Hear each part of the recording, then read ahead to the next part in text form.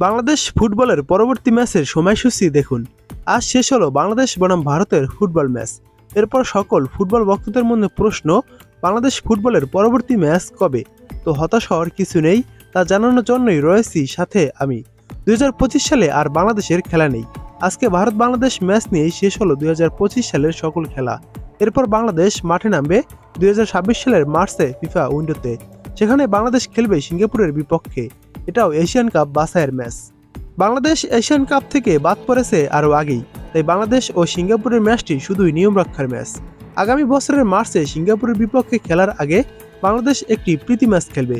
সেই ম্যাচের সময়সূচি এখনও নির্ধারিত হয়নি, সেটা হবে সামনে, হলে আমাদের চ্যানেল থেকে জানতে পারবেন। তবে সিঙ্গাপুরের বিপক্ষের ম্যাচটির সময়সূচি নির্ধারিত।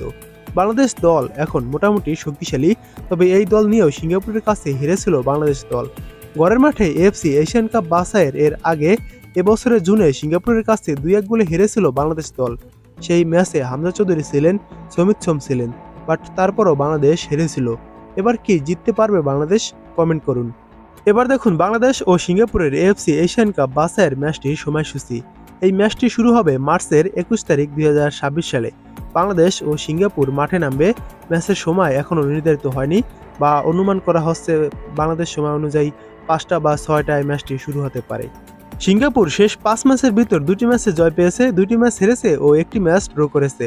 ম্যাচগুলো যেমন ছিল: প্রথমবার 2-1 গোলে বাংলাদেশকে হারায়, দ্বিতীয়বার মালয়েশিয়ার কাছে 2-1 গোলে হারে, তৃতীয়বার ইন্ডিয়ার সাথে 1-1 গোলে ড্র করে, চতুর্থবার ইন্ডিয়াকে 2-1 গোলে হারায় এবং শেষ ম্যাচ থাইল্যান্ডের কাছে 3-2 গোলে হারে সিঙ্গাপুর।